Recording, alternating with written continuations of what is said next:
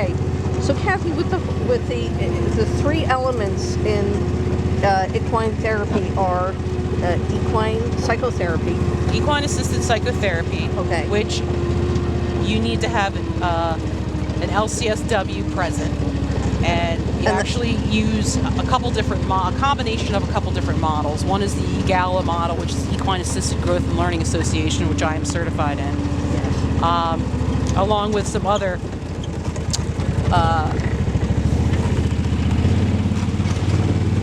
models that have been kind of like melted into the work that I've been doing, because I've been doing this for about 11 years now. So I've trained with like Dr. Alan Hamilton, who is a neurosurgeon in Tucson, and that was a specific training for grief and loss. So that's all psychotherapy work. But depending on what the client's needs are, like for example, equine-assisted learning is really kind of based for, let's say, school groups, teaching, leadership, relationship, problem solving, along with you can think about like team building exercises for corporate groups, and also for let's say like your staff, like you just guys were really not getting along, things weren't working well together. You could come out and do a session with the horses and really get to the heart of what the problem is really quickly, and go back with a whole new sense of how to work together. The horses could really help tune you in to what you're not even aware of yourself. Did you hear that, Matt Zaller? He's the director. We get along great. Yeah.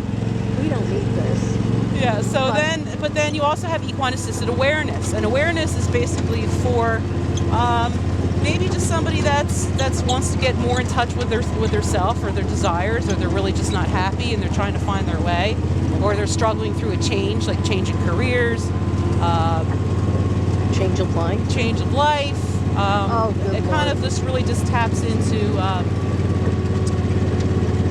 your core, your sense of self, and it gets you kind of to look at it from a different perspective. Horses are prey animals, so their number one priority in life is to keep themselves safe. And 90% of effective communication is nonverbal.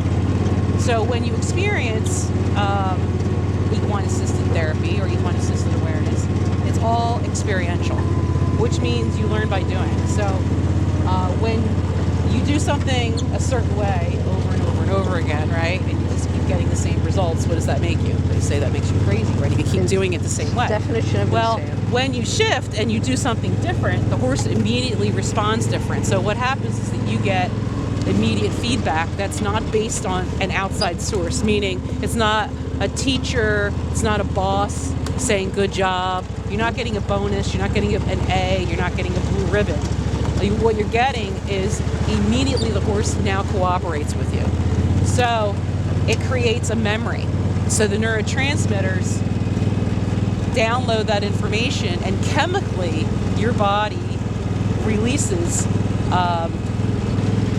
dopamine, because you almost feel better. You feel better, you figured it out. So hopefully what's happening is that you're going to remember that and be able to take that back to your life. And the next time you're confronted with getting aggravated or you're anxious or whatever, you'll remember how to do that on your own. So that's why one session is usually not enough. I mean, the way that I work is usually 10 sessions. And if I can't help you in 10 sessions, chances are I cannot help you.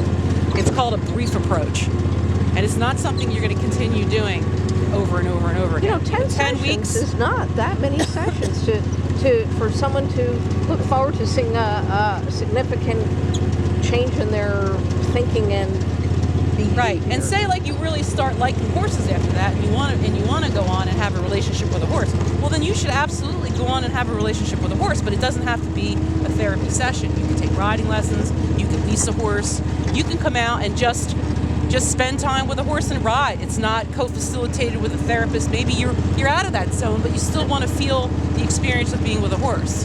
So that's all possible, but you're really supposed to be able to get what you came for within 10 sessions.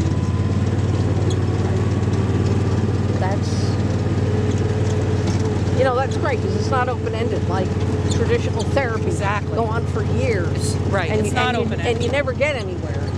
Or Well, you might hopefully get somewhere, but you got to remember the horses don't have an agenda. right. Well, I mean the as traditional far as therapy. making money off of you, that you're going to keep coming back.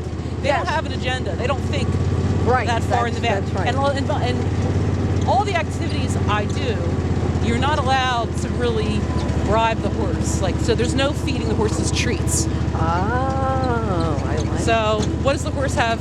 What's in it what for the does he horse? have? What's in it for the horse? So the horse is either Really going interesting. to either start enjoying your company and working with you, or show you that you need to make some adjustments. And the horse is not really going to be a participant in whatever the activity until you make the shift. So Yes. that's why it's so authentic, and a horse could care less whether you show up in Prada boots or, Goodwill, whatever, Converse. They care how much money you have. They don't care what color you are, how old you are. They have no hidden agenda, no bias. And they treat you how you are in the moment. They don't care what you did yesterday, what you're doing next week. They don't care if where you were then. They only care how you are now. I love this. This is a great thing for you to talk with Carrie about.